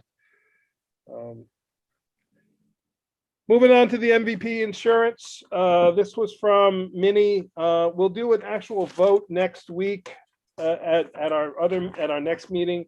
Because of the American Rescue Plan, the flexible spending accounts, there's a lot of options of what we can do. We actually have to do a resolution. I sent you an email. She and I talked through all the options, and she recommends that we do 2 of them. One was to make amendments to the 2020 plan. She recommends we don't do that because we only had 2 enrollees who had a balance at the end of last year. And it was a grand total of $17.24 between the 2 of them. There's really no reason to extend it for that. She did make suggestion that we do the following amendments to the 2021 plan. We do an election change. This allows employees to change their current coverage. They can either make new ones, they can increase it, they can decrease it, depending on their financial situation. And so what she recommends is that we pick a mini open enrollment date and we give them a deadline. So we would say if we were to do this resolution next week, May 6th, what I would say is we make the deadline like May 28th. She said, don't make it too long because then people will just drag it out. Or so we could also either do that or like June 4th or something. But then we would make all the employees aware of this. Anybody who currently has the FSA would have the ability to make a change to their plan, which normally they would not do. And anybody who wasn't on the plan could decide if they wanted to opt into it, or if somebody who's on it wants to opt out of it. So there's a lot of options. The other recommendation is that we do a 12-month extended grace period. Currently, we at the end of November, when the FSA, our contract is December 1st through November 30th. At the end of November, there is a 2.5 month grace period currently where if somebody hasn't used all their FSA money, they have 2.5 months from that date to use it up for the previous year. If they don't use it within the 2.5 months, they lose it. We can extend our grace period up to 12 months now. It's a special one-time thing because of the COVID. So instead of, we would do a resolution changing our grace period from 2.5 months to up to anything we wanted to, as long as it didn't exceed 12. So in my opinion, we should just do the 12-month. That would mean that anybody who at the end of the year had money would have another whole year to be able to use it. And if they signed up for the 2022 plan, they would use the 2020 money first, 2021 money, excuse me, first, and then would use the 2022. But they would have to be careful because I'm doubting that at 2022, the same extension of grace period is going to exist. So it's one of those things, but these are our options. And if we decide to do this, we'll do a resolution and then I'll fill out some paperwork and send it to her and then we'll move from there. So the two questions I need sort of answered is, one is, do we want to do the mini open enrollment plan and what kind of time frame do we want to set on that? And then the second question is, do we want to do the extended grace period and for how many months? So if you guys give me some insight, I'll make the resolutions for next week. Mike, a quick question. Yep. What's easiest for the bookkeeper? They're going to have to keep track of all this, the bookkeeper. No, actually not, because we just take the money out and actually MVP tracks all this. So the bookkeeper, it will still be the same amount of money coming out. It's just at the end of the year, the grace period. So none of this involves the bookkeeper. We just, we do the same every week, whatever. Now, the only thing that would change is if anybody changes their deduction, we would just have to go in the computer and change their deduction to whatever the new number is. That's really the only, it's kind of a one-time thing for the bookkeeper. Otherwise, once that's done, there's no work on the bookkeeper. I get a monthly report at the end of every month and I keep an eye on it. So when I know, if I see somebody's getting toward the end and they still have a lot of money left, I remind him. Kate can tell you, I've done it to her a couple times, but she's very on top of it and knows what she's using that money for. Oh, heck yeah. But I just usually remind her, you got a little bit of money still in there, just in case she forgot. So the short answer to your question is it really doesn't involve any work for the bookkeeper other than that initial change. Erin, you had a question. Yes, these sound very like worker forward to me, like, so I like that. I think they both sound good to me, but I would want to make sure that like this, sounds good to the people who are on the Right. plans. And then also in terms of that open enrollment period, I've read the correspondence and I hear wanting to have a deadline, but again, I would just want everybody, all the staff to feel like they have enough time to consider it and then get back. That's Normally, when we do the open enrollment period in every year in September, October, we give people 1 month. And that seems to be a good amount of time.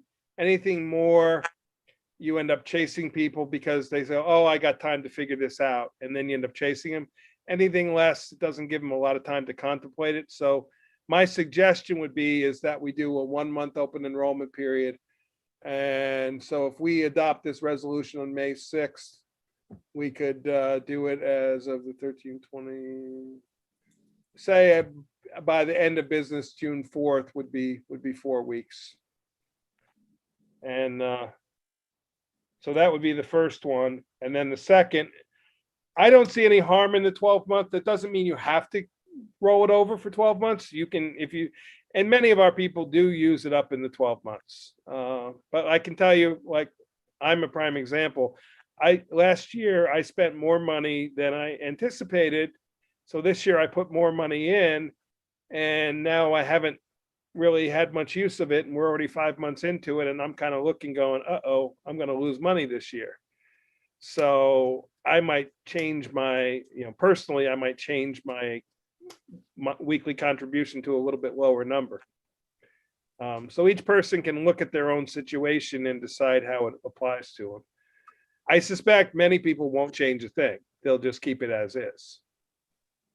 Because most of our people, as you can tell from the example at the top, very few people leave money at the end of the day. Nobody wants to lose out on money that they've put into it. So I'm going to do that then. I'll do 1 month for the open enrollment, and I will do the extension of the grace period to 12 months. And I'll put those resolutions together if that's, I don't hear any complaints or changes about that. So, okay. What are we doing on time? 7:45. Aaron, why don't you talk about the climate? Are you ready to talk about the task force tonight? Yeah, Okay, sure. why don't we do that and maybe end there and then go into that executive session, and that's a 2-hour plus meeting, and the other things we can, unless there's anything in particular you want to talk about on the other after list, the rest of the list. So Okay, so I basically the Climate Smart Community Task Force is something that we talked about like a while ago when we were talking about the Climate Smart Community Program, which we are now in. And we have Madeline Russo, who is our Climate Smart Community coordinator, who's been going through the training. And she had asked that we discuss this and try to establish this task force. So basically, just as a reminder, the Climate Smart Community Program is a state program. So there are some parameters for participation in getting those the gold, silver, or the bronze, silver, and gold certifications. So it's a point system. But the first act you have to do in order to go from just like a resolution town, which is what we are, we just passed a resolution of intent, to really entering the program officially, is to establish a task force. And it's basically the task force, the idea behind it is that it's the group that's sort of helping, it's the group of people that's moving through those items, figuring out which items the town should focus on, and helping to implement and do community outreach on the various goals that come out of this. So I will say that one of the things that we talked about when Europa spoke with us back last year is the idea that our Climate Smart Community Task Force should be its own standalone group that we start from the ground up. That is I think we'd all like it to be. I know Madeline and I myself would like this task force to really represent the community and the stakeholders in the community. So while some towns do take their ECC and make their ECC the Climate Smart Community Task Force, what Madeline is proposing and what I support is that the Climate Smart Community Task Force be its own, a new group. And I'm just going to pull up, I have an email from Madeline that I wanted to share a little bit of. can I interrupt you real quick? B had a question. I was just gonna let her ask that before you move on, if Yeah. that's okay. Of course, yeah. Erin, can I have a definition of stakeholder, please? Oh, sure.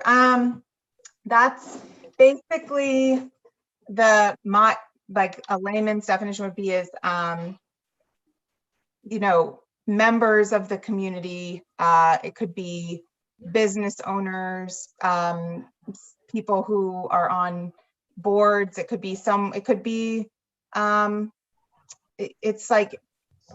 more like it could be anyone, but what you want to make it be a broad representation. Well, that was kind of my point. Yeah. I think anybody in the town has Yeah. a stake in this. That's why I was asking for the definition. I think the way I envision it, and Aaron, I think, is about to put something up, but we put out a call for interest, just like we do for any other board and commission. And I like the idea of not just making it our ECC. And I did a little research of other communities of their task force, and I've seen everything from 3 or 4 members to, I saw one that was like 20 members. Now, quite frankly, a 20-member committee seems a little unwieldy to me, but I can't imagine those meetings. But really, Aaron really outlined it well. The goal is to take this list of various predetermined programs and figure out, there's quite a number that we've already done. So at first pass, we're going to go through and figure out the ones we've already accomplished. And then the second pass is which ones can we accomplish really easily. And then the third pass is kind of which ones do we want to try to work toward. And it's amazing how quickly you can reach that bronze level status. So some are mandatory. So there's some categories you must do one out of this category, and those may be a little more of a challenge. But that would be the whole purpose of this committee, is to review the criteria and to make recommendations to the board that then we would then submit to the state and say, we have done X, Y, and Z. So. What are you asking, Aaron? So basically, I wanted to just introduce this like to you guys, to also to let you know that the establishment of the task force is a mandatory action for this program. And we would have to establish the task force through resolution, which I apologize, I didn't, I thought I had circulated this to you guys, but I hadn't, but I will right after our meeting ends. I have a model resolution that establishes the task force through the town, and then get your feedback on, and what I discussed with Madeline too is exactly what Mike said, is doing an open call for interested individuals, and that then we could look at that. I did have there's some wording in this resolution that I think came from the state that I was a little confused about, and I wasn't sure. I was thinking of having Mary Lou look at it, but it has to do with how the members are chosen, because for all town boards and commissions, the town board approves all the membership. And the way it's worded in the model resolution I have, it says that it says something about them being appointed by the coordinator. So I just wasn't sure. That was my only question about that. I would reword, being that it's a model, many times there's models like that, and we can use that as a template and then just tweak it as we see fit. Yeah. I think we would, speaking for myself, I think the board should be the one appointing, just like we interview and review every other board member for other boards and commissions. I think we should be the ones doing that. But I like the idea of a diversity and not just the ECC, because they already have a very strong job and they're doing a lot already, and why just burden them with, I'm sure there will be some ECC members on it, and maybe not every ECC member wants to work on this. So, but I would love to get some local business owners. I think that's a great idea, because they can maybe learn some stuff here about, how to lessen the impacts on the environment with their businesses. Or it would be a mutual, they could also have the voice of saying, hey, this is the kind of thing that works. Right. And this is the kind of thing that doesn't. Yeah. And I think just 2 more things is, I think it would be good how, Madeline is our, the coordinator. So I would want her input on any board member that we would be appointing. And then also she had an idea, many towns do this. It is technically the Climate Smart Community Task Force, but a lot of communities have a different name for it too. And Madeline had the idea of calling it the Town of Rochester Resiliency Council, because that seemed to be what we're a lot, is the idea of the impacts of the climate on our community and building a more resilient community. So that was another idea of hers that I could work into this model resolution and share with you guys in the next couple of days. And I'd like to make the recommendation that we make Madeline the chair of this. She's going through that grant program right now. She is getting a lot of very hands-on training in addition to just having her baby. Congratulations, Madeline. Had her baby and was back at an ECC meeting the next day. That's dedication. Anyway, I think we can, at least for my feeling, is she should be the one chairing it, because she's learning all the tools and everything. But I think we can decide how big or how small we want it to be. I mean, I would want it to be, I think, a sizable number, maybe, 10 or 12 people. Yeah. I don't think we want to be too limiting.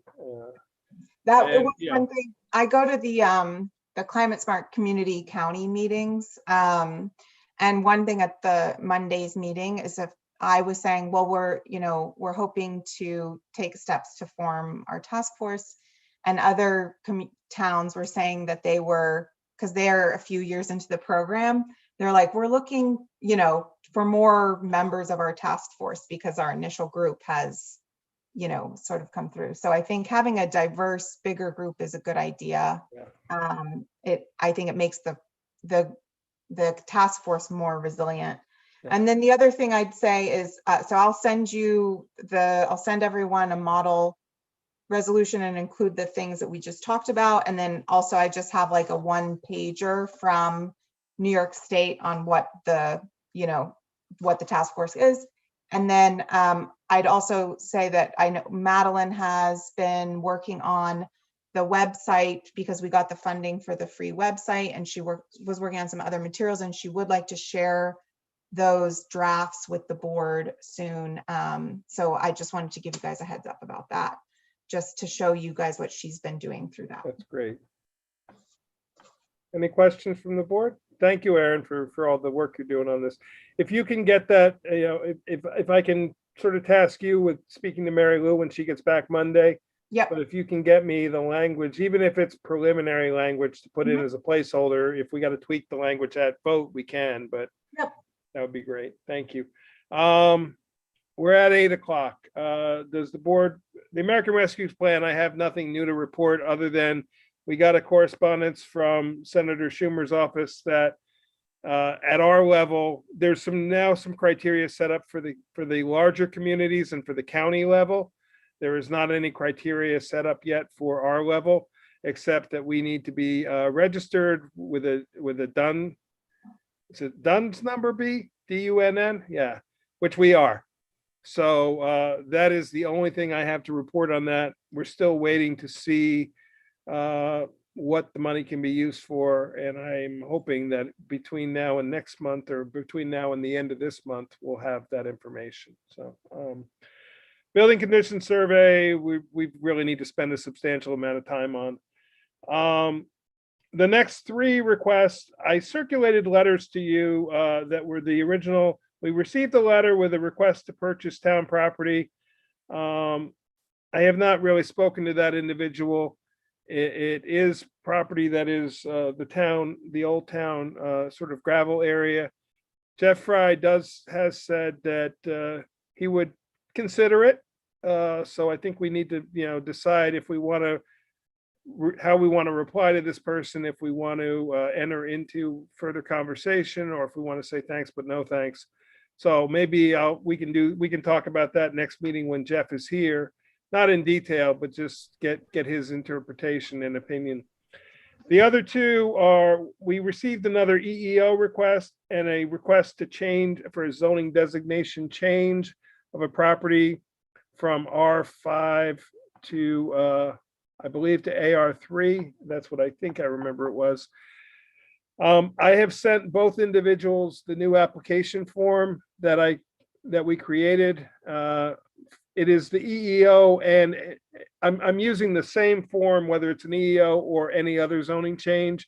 I incorporated the 4 questions in the EEO into the zoning change because to me, they were very pertinent to a zoning change, no matter what, whether it was an EO or not. Have not received the form back from either individual. So I just wanted to fill you in on it so it stays on our radar, but we did receive those two requests. And then the last, did you want to talk real quick, Aaron, about the Ag Advisory Committee? Or I mean, I can, I think if kind you of want to hold off and we'll do the executive session and we can talk more later. we can, I sent everyone a bunch of background information on what I've been finding and just the grant opportunities to creating an agricultural protection plan for our town. And that's typically where the Agricultural Advisory Committee comes in. So I just sent that to you all as something if you wanted, if we wanted to pursue that funding and, you know, what that would mean. But that was really the main sort of update.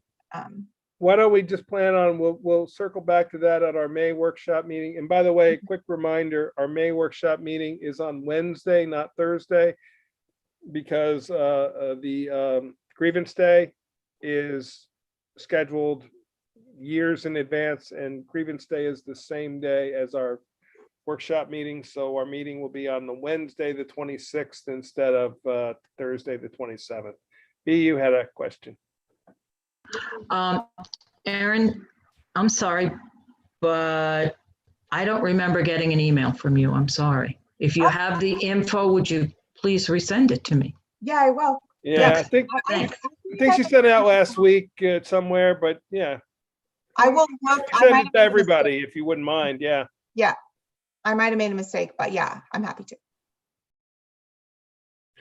And this was from the State Department of Agriculture, from this gentleman, Jeff Kehoe, who is that his last name, Kehoe?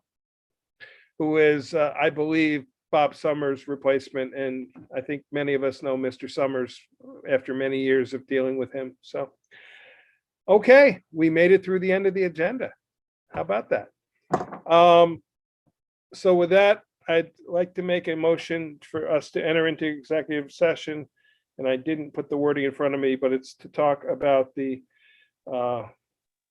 Matters pertaining. to the discipline of a particular employee. So I'll make that motion. I'll And second the motion. okay, so that is at 8:02. Kate, I'll leave it to you if you want me to text you when you're done. I do have to ask you to step out of this one, so. Of course. Or if you like, I'll just take the minutes because I don't anticipate we're gonna do any business afterward. Okay. You can probably I'll jot the time down in the motions for you, so. Okay. Okay, thank you, everybody. So you. we are gonna stop recording. Bye, thanks. Bye, Kate. Kate. Bye, guys. Thank you.